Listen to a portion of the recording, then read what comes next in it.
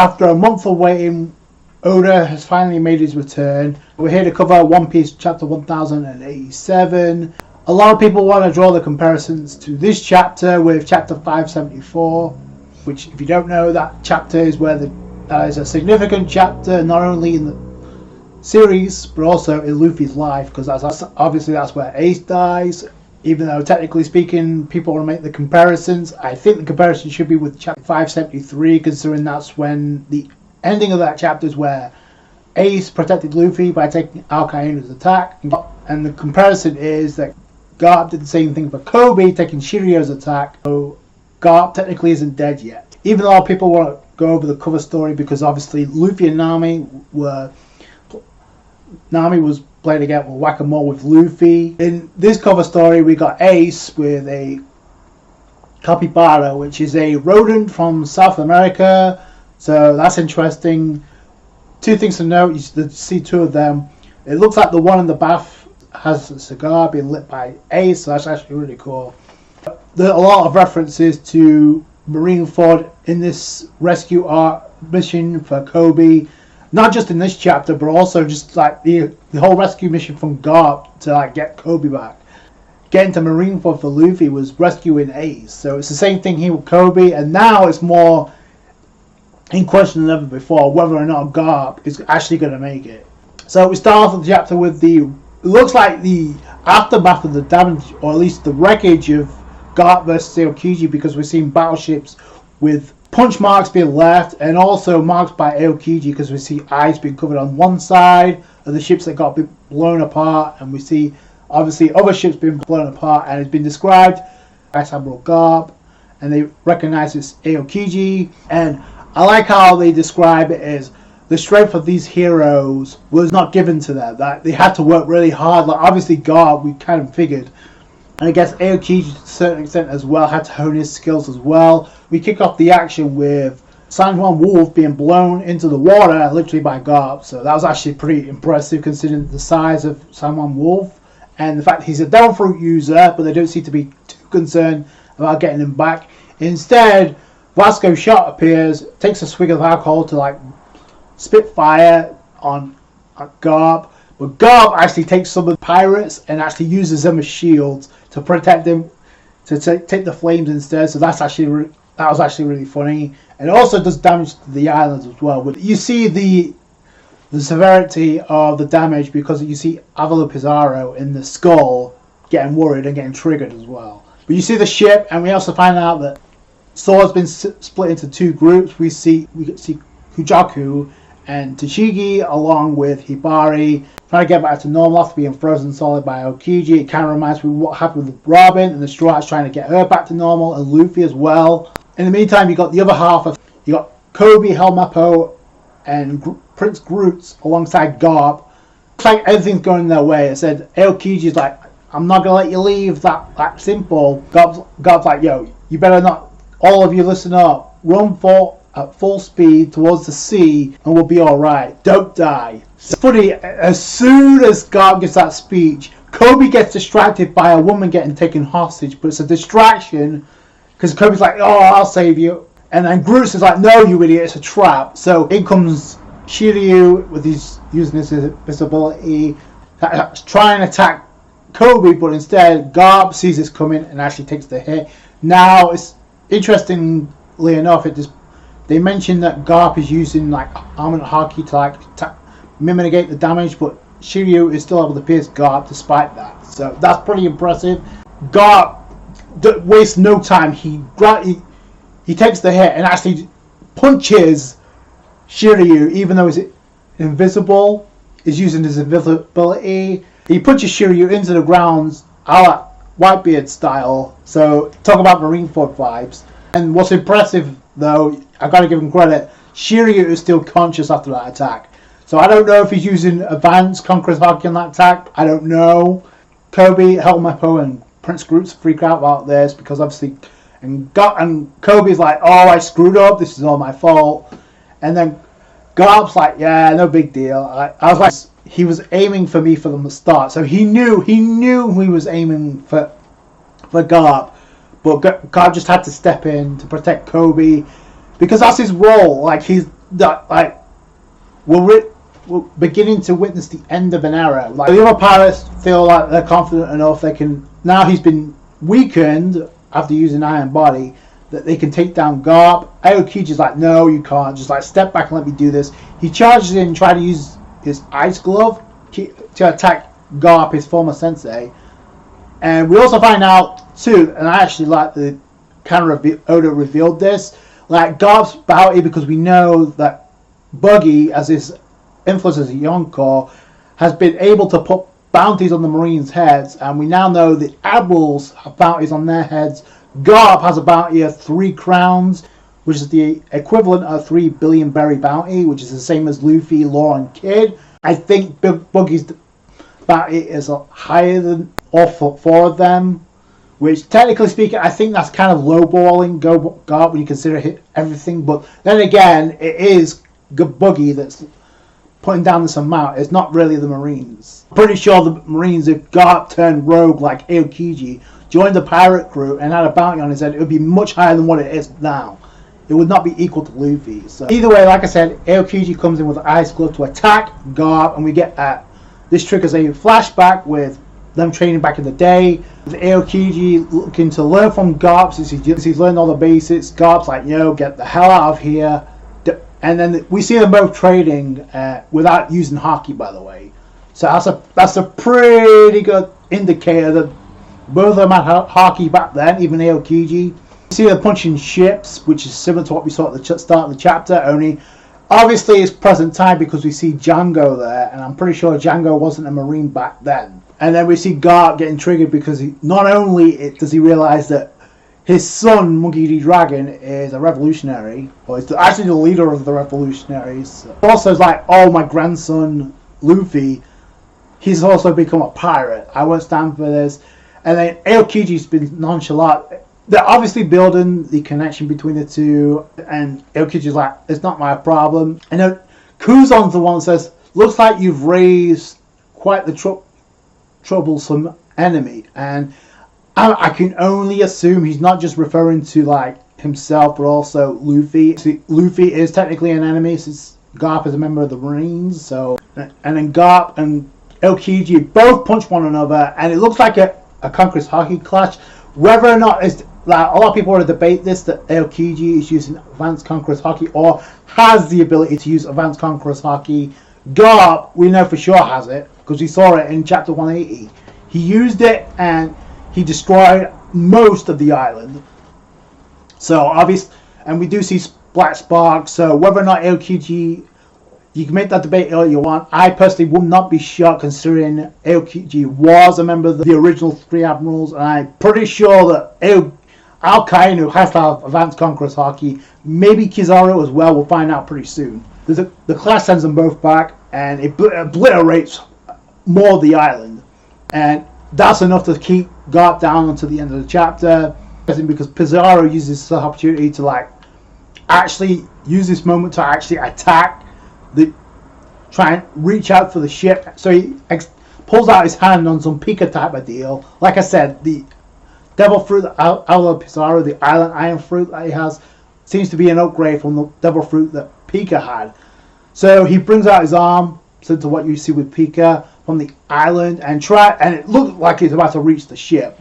Kobe's like panicking. Hibari looks like she's been turned to normal. She's no longer frozen. And they notice something's heading their way, and that's how the chapter ends. So very good chapter to return back to, obviously, with Oda continuing the thread. And I like this chapter because we literally went back to present time. There was no back and forth between flashbacks, with the exception of obviously end of Kuzan and Garp's connection. Outside of that, it was pretty much present time, which I think was desperately needed, considering we've been back. Last chapter we've been back and forth, so it's only a matter of time until we hit back to Egghead Island. And I think like next chapter, this should be the end of this fight. Whether or not this ends up being the end for Garp, like I said, a lot of people want to join the comparisons to what happened with this chapter and chapter 574. I feel like there's a couple of scenarios that can play out here. Garp looks like he's past. He's done. He's at his limit. I can only assume that Aokiji is at his limit too.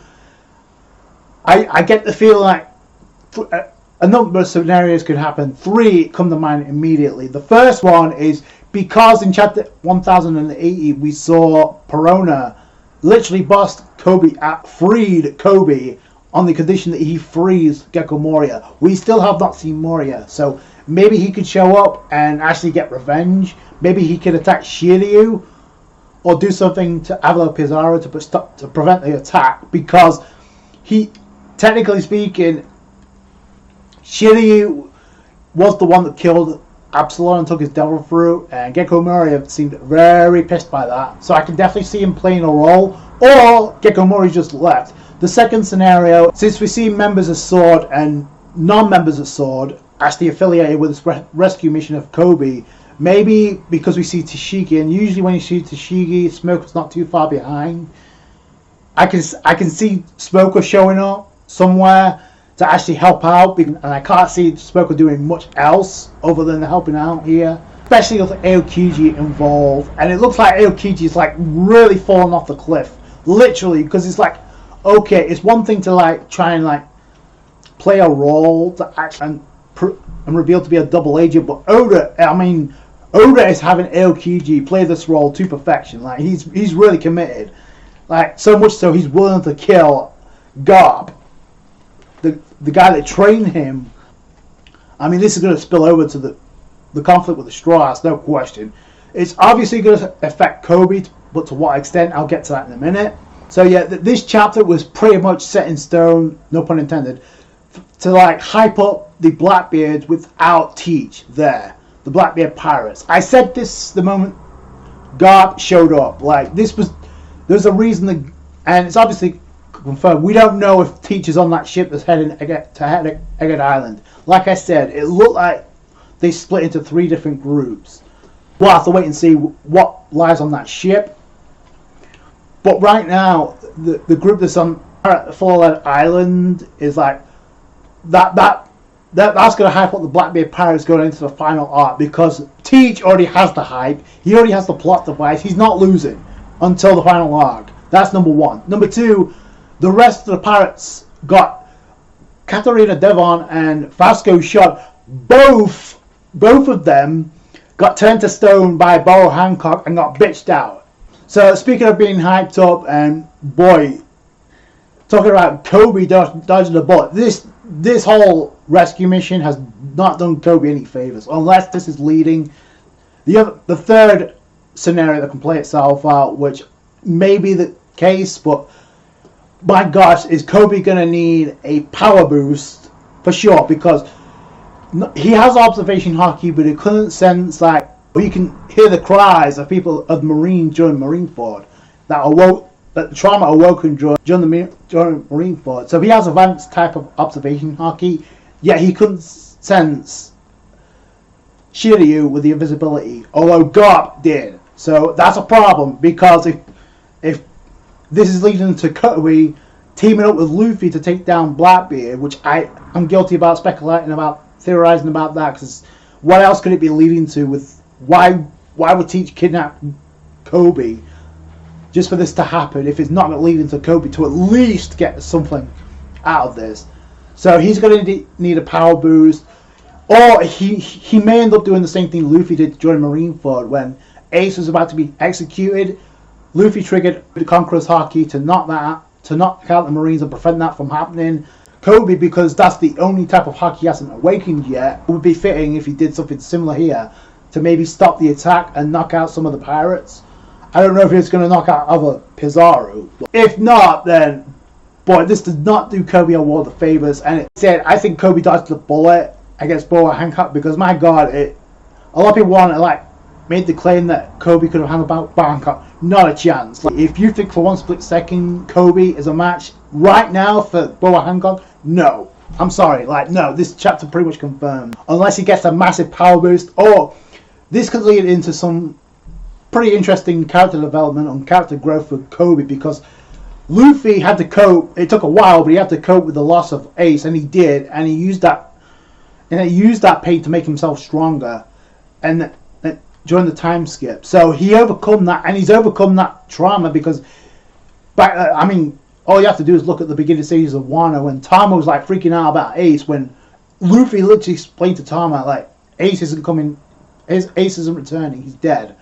So that speaks volumes to Luffy's maturity. Like, Luffy was panicking at the sight of Ace being killed, so maybe something similar happens with Kobe, where he panics at first, but maybe he copes with it and uses that to make himself stronger and train. Now, I'm not saying it's going to be like a 2-year time skip, because we don't have that. I don't think Oda has that time to like use that for Kobe. No, like no, it's do or die. Like, Kobe has to do something now, or how's it going to be believable if he's going to be at least comparable to Luffy by the end of the series? So no. Because, like I said, it could either be Smoker showing up to help out, or maybe Gekko Moria does something because he got set free. I'm assuming by Kobe, we don't know. Or maybe Perona could do something anyway because she showed up, so why wouldn't she? She could use her abilities to, like, momentarily stop the attack. Or could do something to, like, get the rest of the members of Sword on that ship, because we know that's the strength to do it. So I could definitely see something like that happening. We'll have to wait and see. Like I said, Oda's back in the game. Speaking of ending the era, I just want to touch on the recent 2 episodes of the anime. Like, they did a really good job of, like, ending, like, putting the cap on the bottle of Big Mom vs. Law and Kid, with Law using a homage to, like, Coruscant Devil's Root with his silence. That was really cool to, like, prevent Big Mom from animating any sound. So the other thing is, like, it looked like the anime just literally confirmed the death of Big Mom. Like, in the manga, it's literally pretty vague because we don't know. There's still people that think she may show up on Elbaf. After this last 2 episodes, I don't think so. It looks like Big Mom is literally done for good. In the recent episode, we literally see Kaido mourning her. By the way, that was a really good scene. Like obviously Kaido sensing that Big Mom was no longer around, obviously freaking out, tearing up, and you see the change in the background. I really like that touch. I thought it was really great. You see you really get to see, like, the emotion, like the unstable emotion of Kaido, like, despite his insults all the whole bag. Like, he has such a connection with Big Mom because young Ling Lin, before Kaido becomes a member of the Rocks Pirates, is being greeted by Lin Lin, and it actually triggers some emotion within Kaido, which is great for Kaido, and it's a great sign that when we get to Kaido's flashback, the anime actually extends certain scenes and actually makes it feel worthwhile. Episode 1068 was the definition of Luffy, I don't give a f about your problems. So he went into Snake mode and used his Hydra to end the episode. And obviously we know the turning point that literally about to unfold. We're getting closer. Like, obviously you see, like, speaking of deaths, like, obviously they played a huge role. They had a huge focus on Izo, like, taking so much damage. Like, it's so believable. You think he's actually dead. Same thing with Azura Doji. It was literally confirmed the moment he took that blast. Like, it was kind of, like, glossed over in the manga. Even with the Hiyori and Orochi situation, even though I know where this is going and I don't really like it, I do like the touch they added with this. I just feel like they could have done so much more with Hiyori in that moment, in that situation. But that's the best we're going to get from her. Unfortunately, spoiler warning, I really enjoyed these past 2 episodes. Obviously, with this episode, it's going to be the hype train that leads into Gear 5th. We're getting a double episode, and we're possibly getting a new opening, which I don't know why, because we'll be closing the climax of Wano very soon. So I don't know why we're getting an opening. Those are my thoughts. Please tell me also in the comments below. Like I said, a very decent chapter to come back to. Like I said, the fact that it's in present time is a good sign. So obviously, whatever happens with Garp, find out what his son and his grandson, Monkey D. Dragon and Luffy, and what their next move will be following this. So that's going to do it for you guys. Thank you so much for watching. Like the review if you did. Thumbs up. I appreciate that. Subscribe to for more One Piece. Catch you guys later. Thanks, guys. Bye.